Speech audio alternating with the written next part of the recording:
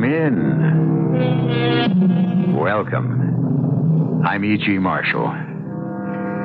Till death do us part is perhaps the best-known phrase of the marriage service.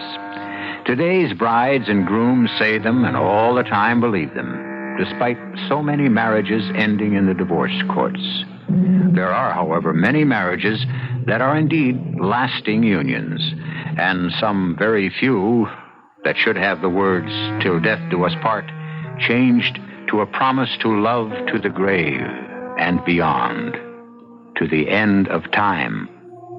Emily, why can't I see you? Joss, darling, I am dead, and you live. You've crossed a deep and dark boundary to be here to talk to me, and it is best for you to go back now and forget me. Forget you, Emily? You know I can never do that. Forget that you ever talked to me, Joss. Please, for your sake, if not for mine, learn to leave the dead alone.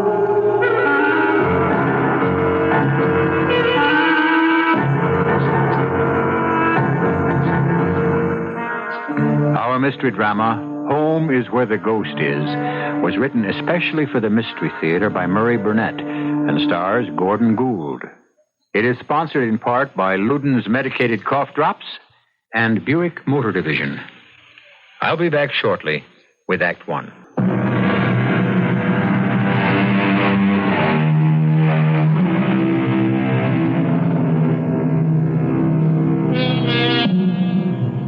Each of us has a very special place, a favorite retreat.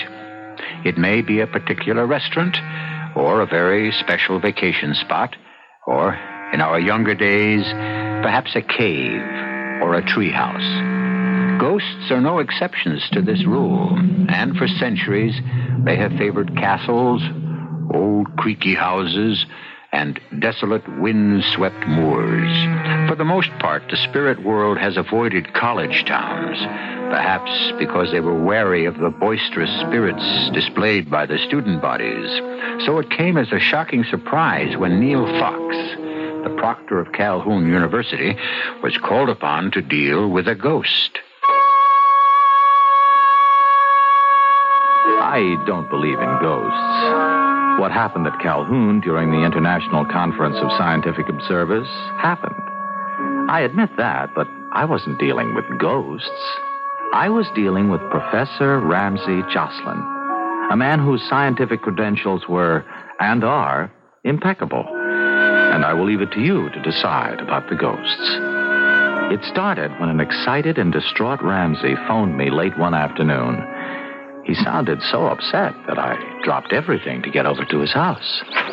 Oh, Neil, thanks for rushing over. Okay. I hope I didn't inconvenience you too much. No, not at all. I just left 2 FBI men and another agent from some super-secret arm of the government sitting in my office, but I'd leave a lot more people than that when I heard the note of panic in your voice. Neil, I had an experience. What? Well, before I tell you about it, I want your word that what I have to say goes no farther than between us. You have my word. All right. First, I want you to open the back door to this house and tell me what you see. Okay. You coming with me? No, I'll stay here. Well, what am I supposed to see? Just open the door. Well? Well, just what I expected. Your backyard, your garden, and off in the distance, the Howroyd's house. That's it? Nothing else at all? Yeah, that's it. What did you expect? I don't know. I'm not sure. All I know is that when I opened that same door some time ago, I didn't see the backyard, or the garden, or the Holroyd's house. I saw Emily. Oh. Well, I suppose that's only natural. Only natural. Don't humor me, Neil. You know Emily's been dead 3 weeks. And I saw her. Wait a minute. You mean you think you saw her? And talked to her. Look, we better go into the den, have a drink, and just talk this thing out, okay? Okay, fair enough. Now, please listen to me and don't interrupt. Try to put yourself in my place. I walked to the door and opened it. and I saw no backyard, but tree-shaded walks, and I heard music, strange, unearthly music. Go home, Joss. Go home. Emily? Emily? Is that you? You shouldn't be here, my love. You mustn't be here in this place. Where am I, Em? What is this place? No place for the living.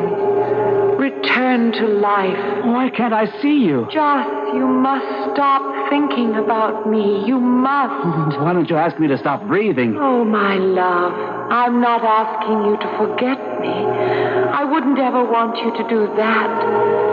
But you must stop thinking of me as if I were alive. But you are alive to me, Em. You always will be. I can't be, Joss. Please, you must go. For your own sake. Goodbye, Joss. I love you, darling. Goodbye. And that was it, Neil. That was the end. You mean, you came back into the house? No. Before I came back, the place where I'd seen and talked to Emily vanished. And I was in my own backyard, so to speak. Then I came in and phoned you. And now I'm not at all sure I did the right thing. Oh? Why the second thoughts about calling me? Because you're a realist. A hard-headed ex-police officer who knows there are not such things as ghosts. And is probably thinking right now, poor old Joss. He's on his way to the funny farm, beginning to see things. Even though you won't come right out and say it. Oh, Ramsey, you're so wrong. Would you be surprised if I told you that I've been expecting something like this? Expecting me to see and talk with Emily? No, I won't be that specific, but I know how close you and Emily were, and I know how badly her death hit you. But you haven't shown it. You've been holding your grief in too tightly, Joss, hugging it to yourself, and it was inevitable that there'd be some reaction, and this... Well, I think this is all it was. You make everything sound plausible. So how would you describe my experience? A temporary hallucination caused by dwelling too long and too closely upon Emily's loss. I couldn't overcome a deep feeling of anxiety about my old friend and the role he was slated to play in the upcoming International Conference of Scientific Observers. I was also concerned about my own course. How was I going to reconcile telling the truth to my house guest, Nick James, and at the same time keep my vow of secrecy to Jocelyn? I still didn't have the answer by the time I reached home and found Nick waiting for me. As usual, he wasted no time. Okay, what's the scoop with Jocelyn? Well, look, now, it's not what you were worried about. He's upset about his wife. His wife's dead, Fox. What's bothering him? Just that. He wishes she were alive. Well, how badly does he wish it? It's hard to say. Well, we'd better be able to say. The whole Alexei Vergoda operation hangs on Jocelyn. If he's not stable, Vergoda isn't going to think of defecting. So far, your outfit is the only one who's even heard about Vergoda's desire to defect. Our information is correct. Look, Vergoda and Joss have been corresponding for years. Why wouldn't Vergoda have dropped him a hint? You're being naive. With a man as important as Alexei Vergoda, the slightest trace of anything that whispered of disaffection, and he wouldn't have been allowed to come to this conference. Yeah, but he must have told someone he was fed up because you people heard about it. Vergoda wants out, and we want to help him. We believe that Vergoda will use Ramsey Jocelyn as a contact when he gets here. And as of this minute, I'm worried about Ramsey Jocelyn flipping his lid. Oh, come on, Nick. I think you're overreacting. Oh, you'll see some real overreaction if this operation gets fouled up. With all the men you've got out here, I don't understand why you say the whole operation hangs on Jocelyn. Well, our information says Vergoda is going to contact Jocelyn because he trusts him. Now, will you guarantee me that he's going to stay normal until this conference is over? Guarantee? No one can guarantee that anyone will even be alive tomorrow. But what I will do is go back and check this whole thing out with Joss. On the way to see Ramsey Jocelyn for the second time that day, I felt vastly better. because now I could level with Joss. I shake him out of this preoccupation with the loss of Emily by presenting him with his important role in the proposed defection of Alexei Vargoda.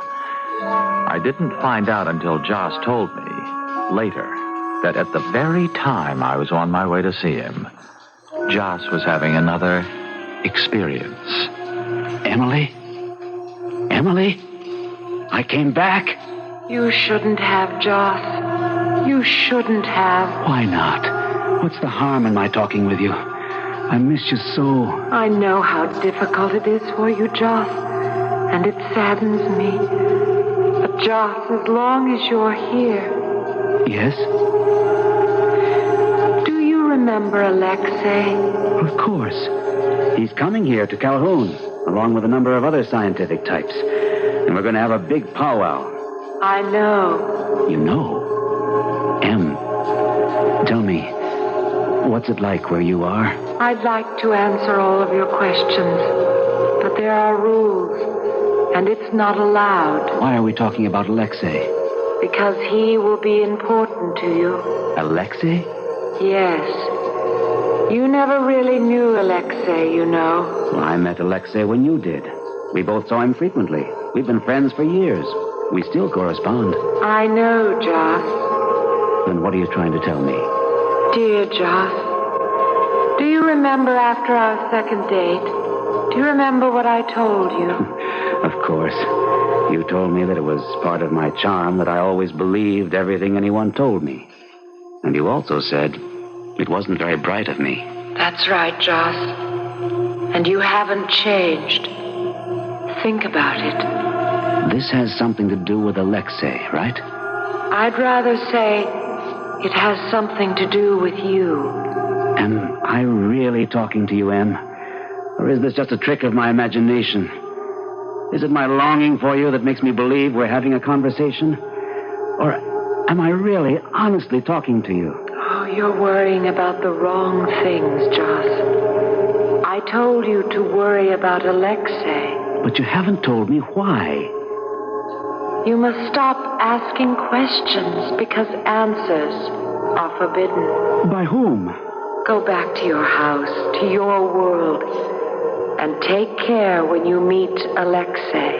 I think I've made a discovery. If it only depends on my will to have these talks with you, then I intend to have them. No, you mustn't. I've told you, you mustn't.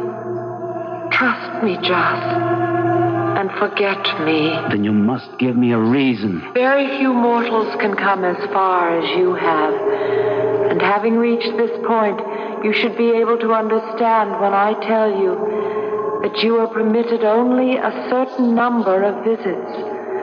Once you pass that number, you can never return to your world. How many visits am I permitted? Emily? Emily, did you hear me? How many? Oh, it's unfair. Don't you see that now I'm worse off than before? Emily? Emily, come back!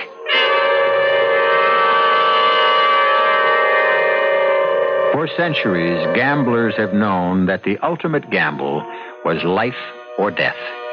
Now, if Ramsay Jocelyn believes that he has really been in touch with the spirit of his dead wife, Emily, then he must, if he wishes to talk with her again, take that ultimate gamble. On the other hand, there are those who will say that he dreamed the whole thing. Take your choice, and I will return shortly with Act 2.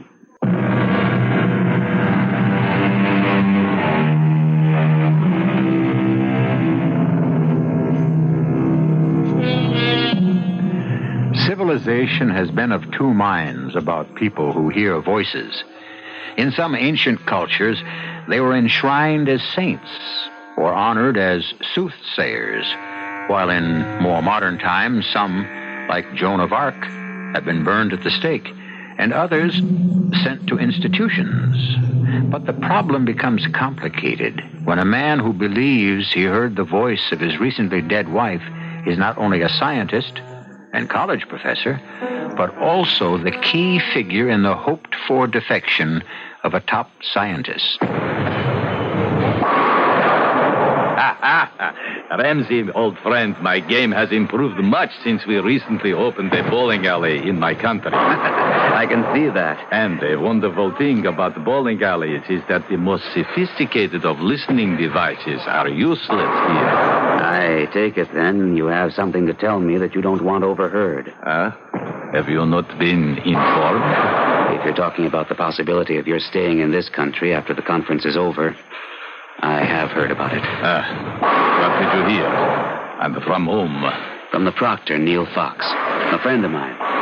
He indicated that there were government agents here on the campus waiting to help you, if you want. Ramsey, I not only want, I need. You scientists will wear me out with the hours you keep. Alexei, are you aware that you have a 9:30 meeting tomorrow? Very well aware of it, Colonel. We were just discussing our varying points of view. I, of course, know you are Ramsey Jocelyn, a distinguished scientist and a friend of my colleague Alexei. Oh, forgive me, Josh. This is Colonel Kirill Polovich, our guide and interpreter on this visit. Interpreter? I always thought you spoke such good English. Alexei is not the only scientist at this conference, Mr. Jocelyn. I apologize for my rudeness, Colonel. Apology accepted. And I will leave you two old friends to your game. Alex, I really don't know what came over me. Oh, not to worry. What you did will work out very well.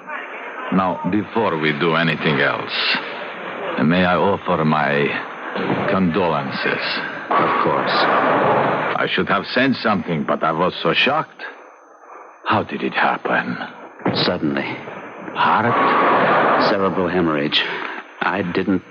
I am sorry, Ramsey. It must be painful for you. Not at all. I have to learn to be able to talk about it.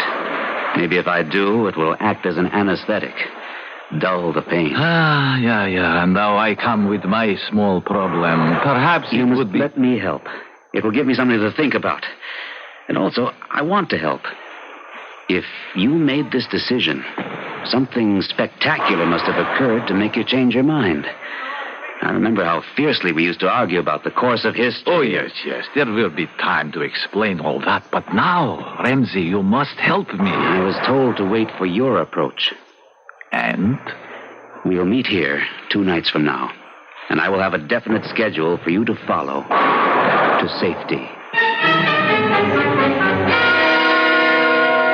Well, we seem to be off to a fairly good start. Yeah, let's hope we're just as happy at the finish. Why? What do you think might derail us? Well, Nick, I don't know that I'd go as far as saying we're going to be derailed, but there are certain problems. And I don't think I can tell you specifically what they are without betraying a confidence. If you know of something that could interfere with us helping Alexei to defect, you owe it to your country to let me know about it. Okay, Nick, no lectures, please. I was the one who clued you in. I didn't have to. It's just that Ramsey is convinced he's been having conversations with Emily. So he's finally flipped. No, wait a minute. I don't think he's flipped. Well, then what do you think? You really believe he's talking to a woman who's been dead for a couple of months? Of course not. Nick, haven't you ever had dreams? Are you trying to tell me that Jocelyn dreams he's been talking to his wife? Everybody dreams. No. How about daydreams? What kind of daydream? Well, let's say that you open the back door of your house. Suddenly you're not in your own backyard, but in, sort of an Elysian field, and you can hear and talk with your wife. I guess we'll have to get cracking and pray that we can get Alexei Vergoda out before Jocelyn really cracks up. How sure are you that he's cracking up? Nick, have you ever thought that he might just be telling the truth?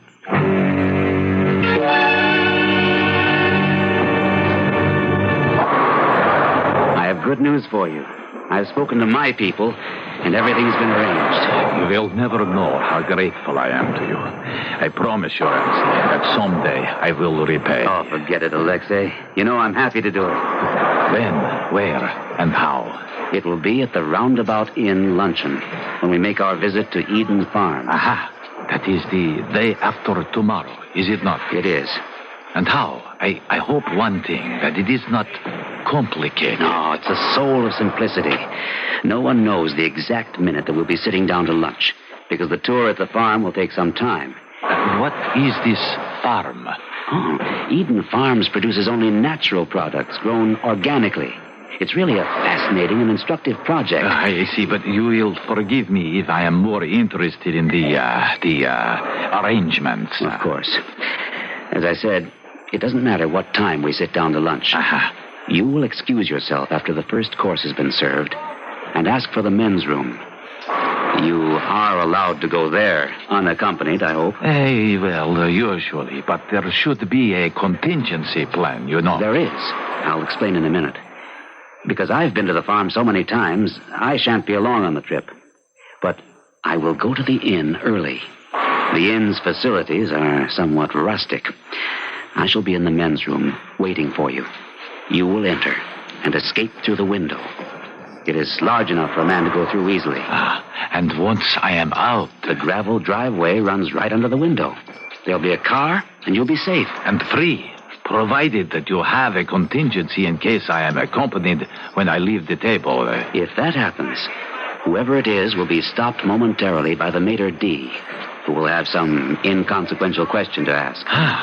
Well, it would seem that everything has been well planned.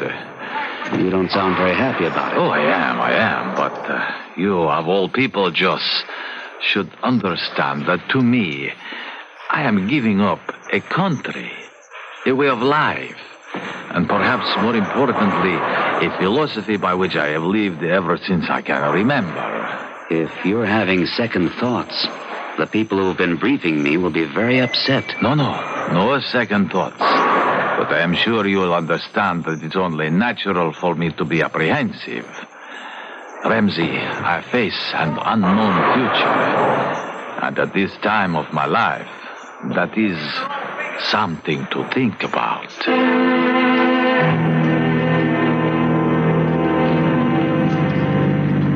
Oh, Josh, you're quiet today. I'm not used to this cloak and dagger stuff. Oh, neither am I. But at this point, there's nothing for you to worry about. You know what you have to do. You're sure everything's been arranged? Positive. Carl be waiting. Your absence from the tour at Eden Farm has been accounted for. And all that remains is for you to wait for Alexei. But, by the way, how did he take the plan? Oh, I hate all this. I'm a scientist, not an expert in the ins and outs of defectors. Okay, Josh, calm down. There's nothing to your part in this now. All you have to do is wait until Vergoda shows, and then after he's through the window, just walk out. Well, then why not let somebody else do it? Now, you know that's a silly question. Can you imagine Vergoda's reaction if he walked into that room and didn't see you? You have a point. But then he wouldn't go through with it. And maybe he'd be happier. Oh. Is that the feeling you got when you explained the plan to him? The feeling that he wasn't 100% sold on the idea? I can't say that exactly, but... Well, I imagined he'd be more enthusiastic than he was. But what do I know? Well, you're perceptive. Your feelings are important. How about Emily's feelings? Emily? What's she got to do with this? She's warned me against Alexei. Oh. You've, seen her again? No, I've never seen her. I told you, we talk. Out in your backyard? Yes. It happened again after I spoke with you. Joss, when she warned you, was she specific? Did she know that Alexei was thinking of defecting? From the questions you're asking, it appears that you're beginning to believe in Emily yourself. No, not a bit. But I believe in you. What does that mean? Joss, I know you. And I believe that your subconscious has picked up some signals from Alexei. You're not sure about them or yourself, so you've transferred those doubts to have them voiced by Emily, or your idea of Emily. In other words, you think I'm talking to myself. Don't you think your foot's a little heavy on the gas? Talking to ourselves is one thing, and what I'm experiencing with Emily, quite another. And you damn well know it. Now, Josh, you're under a strain, and you're definitely driving too fast. I just wish I could take you with me when I open that back door into the garden. Then maybe you'd believe me. Okay, we'll try it sometime. Now, Josh, slow down. I'll drive as fast as I want. Come on, now, you're being childish. Because you're treating me like a child, humoring me, and really not believing for a moment, or even opening your mind to what... Josh, watch it. The truck at the crossroads. Hang on. I'm going to try to beat him to the front. No, Josh!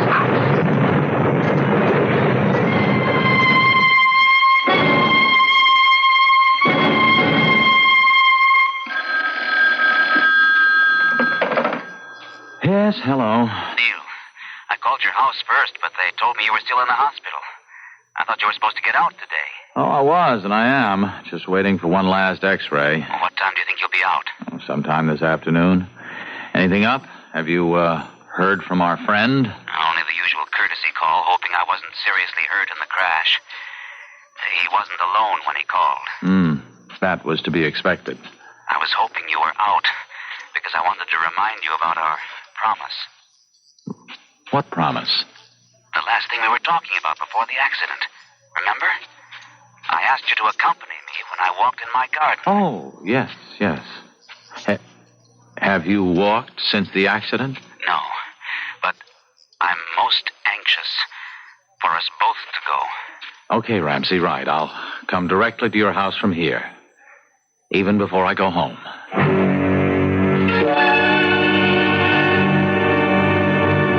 You're not scared, are you? No, of course not, but maybe there has to be some kind of preparation. Like what?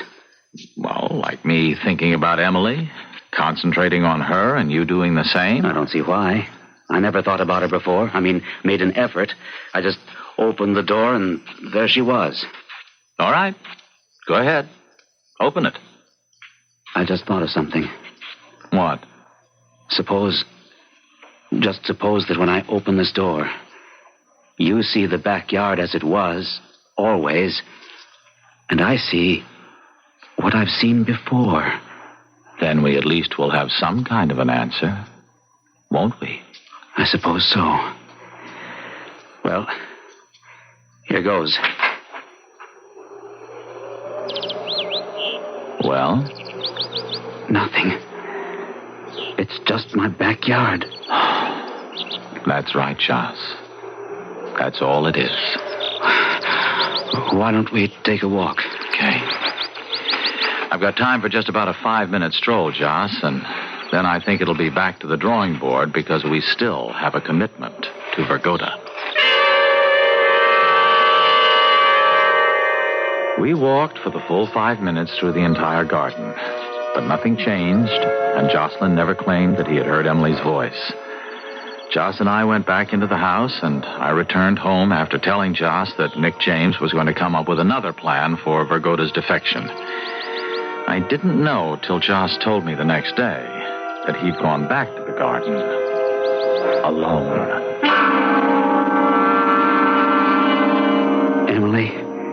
Emily, maybe I made a mistake bringing Neil. Maybe it isn't allowed or something. But I didn't do it for any other reason except to prove to Neil that I'm not out of my mind. Emily, where are you? Are you going to talk to me? I'm not going back until I've spoken with you. My dear love, I don't believe you. Someone I've met here on this side said you were an impossible man. You didn't let them get away with that, did you, Em? No, of course not. I said you weren't impossible, merely improbable.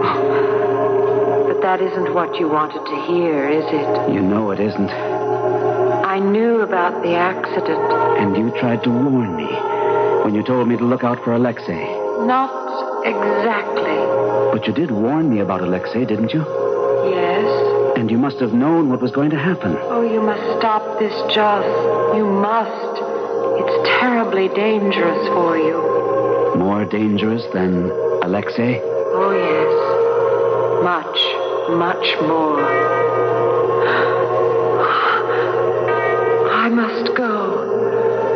I swear by your love for me and mine for you, if you visit me once more, you can never go back. The question remaining to be answered is, will a man as strong-minded as Ramsey Jocelyn heed the warning? I'll be back with that answer in Act 3 in just a few moments.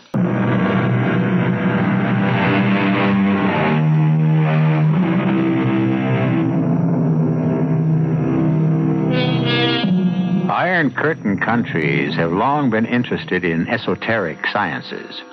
ESP and telekinesis have led in experimentation that has been well publicized.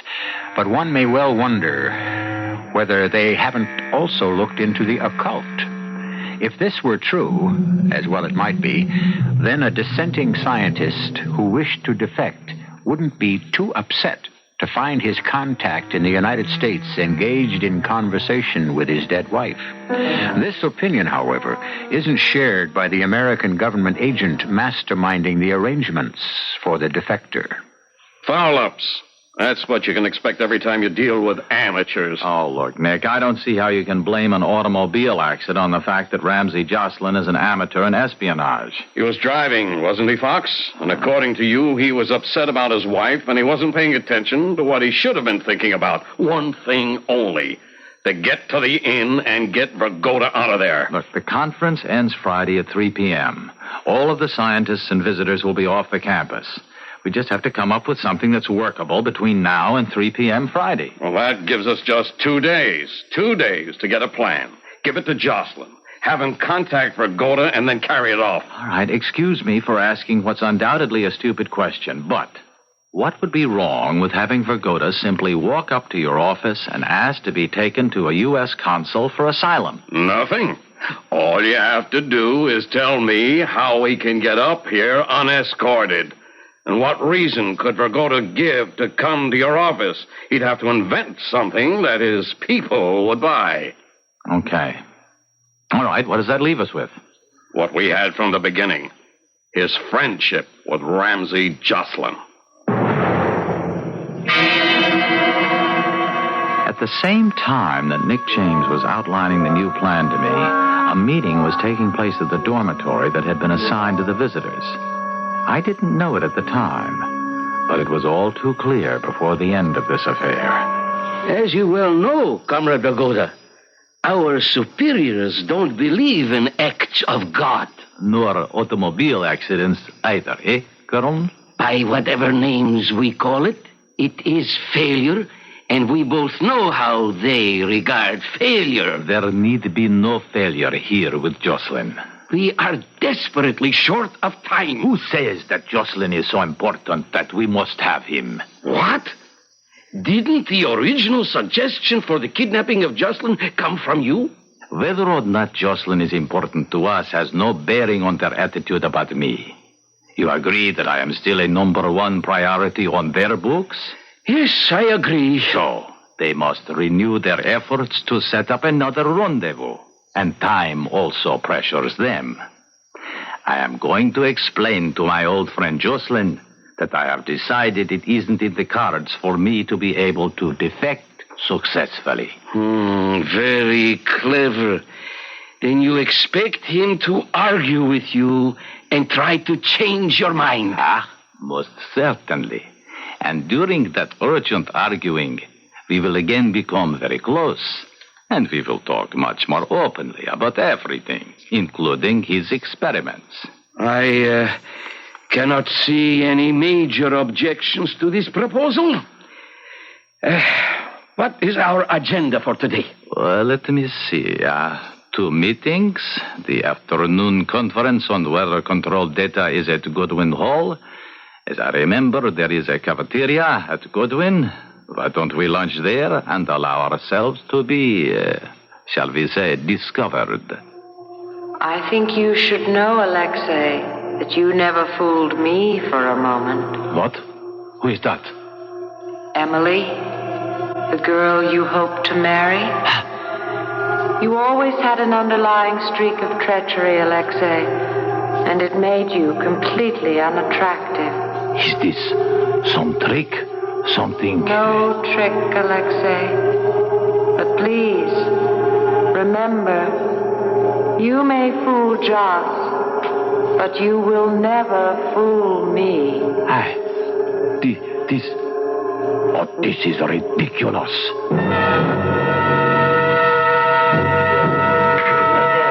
Gentlemen, may I join you? Of course, Joss, of course. I am delighted to see you so rapidly recovered from your accident. Thank you, Alexei. I, too, add my pleasure at your recovery. Thank you also, Colonel.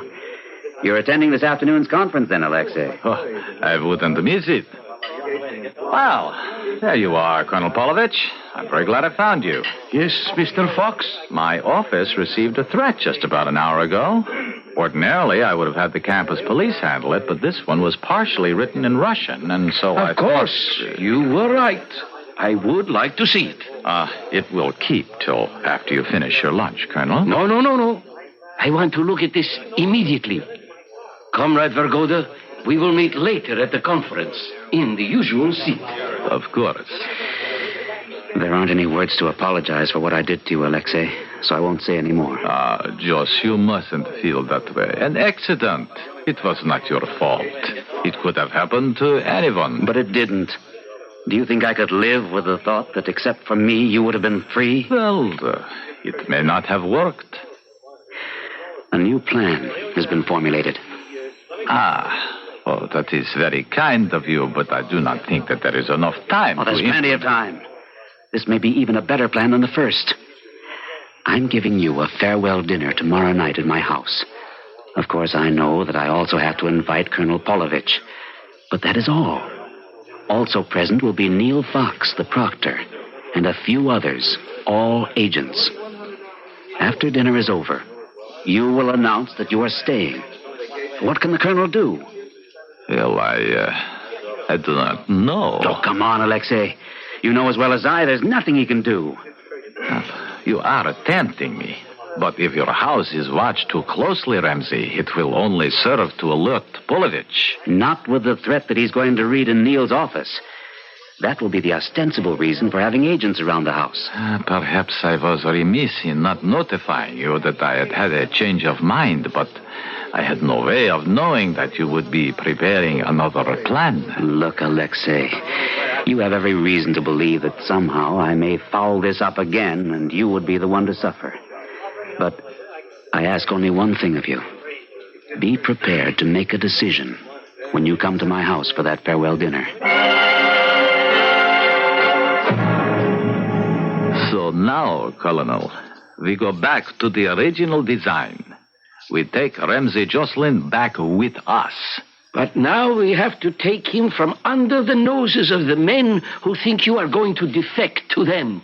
They have made a large mistake. Because of the false threat they showed you earlier, you have every right to ask to participate in the security arrangements for the dinner. It should be a relatively simple matter to replace their men with ours. Perhaps. But still, I will have to be at the dinner and will have to use some force to get Jocelyn away. Yes, a dart gun to incapacitate the agent Nick James. I do not think that the proctor will give us any trouble. And Jocelyn? Well, if necessary, we can drug him as previously planned. We will go to the dinner and adopt your plan.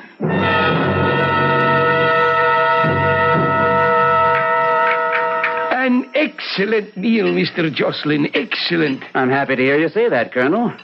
You see, Alexei, everything went off as planned at your farewell dinner. Not quite, old friend. Not quite. What? No one will move, please. Now, wait a minute, Colonel. Before you do anything foolish, you should know that this house is surrounded. Surrounded and under surveillance by loyal members of my country, and that your friend there, Nick James, is a government agent whom I deal with so. No need for alarm, please. Mr. James is not dead, merely tranquilized. The same will happen to anyone else who tries to interfere. I swear to you, Alexei, I don't know... Ramsey, it was all my doing. I don't understand. I never intended to defect. I've always been happy with my life. But, old friend, I do believe that you have stumbled across a discovery that we can put to good use in my country. If you're talking about the Leshnayan, you can forget it, Alexei. I wouldn't think of... Either you come with the colonel and me willingly, or we will tranquilize you. Emily, she warned me against you. This is what she meant? Come, Alexei. We waste time, and we do not have enough to waste. Emily, she warned you against me? Impossible. You lie. She was not sure which of us to choose until the very last moment. Oh, I don't mean years ago. I mean now, just before your visit. What? But she couldn't have. She is dead. Nevertheless, she did. And I can prove it. Do you dare to have it proved to you? Enough. You will come to this side of the table. Ramsey, how can you prove it? Easily. Just step out into the garden with me, and Emily will prove it. The garden? Why, that will... Alexei! No, one moment, Colonel. The garden. 1 minute in the garden, and you'll have your proof. All right. Move quickly. We will be back directly, Colonel. There is nothing to lose since we have the house safely surrounded. I give you 1 minute, Alexei. No more.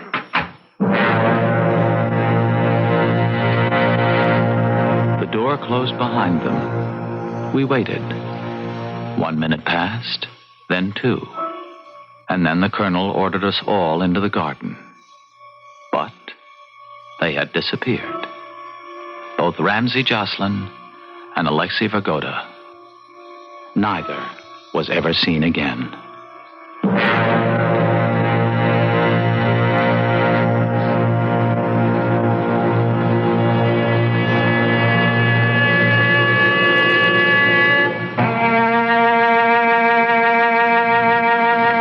The story you've just heard cannot, of course, be verified.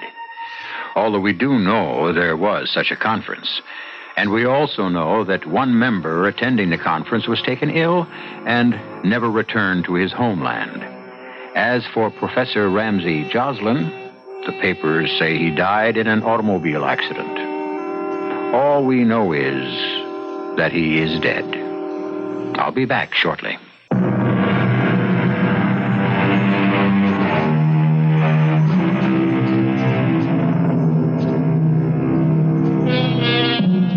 Much has been written about the last frontier, space. And now it seems that we have conquered that. Writers and social planners bemoan the fact that there are no more frontiers for man to cross.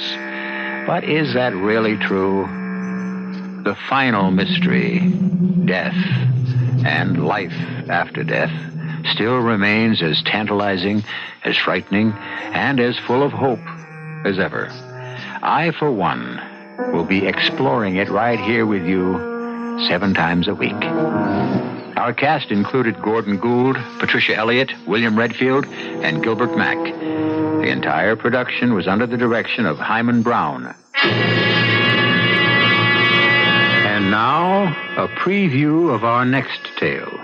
Look, Steve, she knows what we're doing. Then who do you think told her? You think I told her? That lousy ghost told her, that's who. Well, whoever, she knows. Is she going to blow the whistle?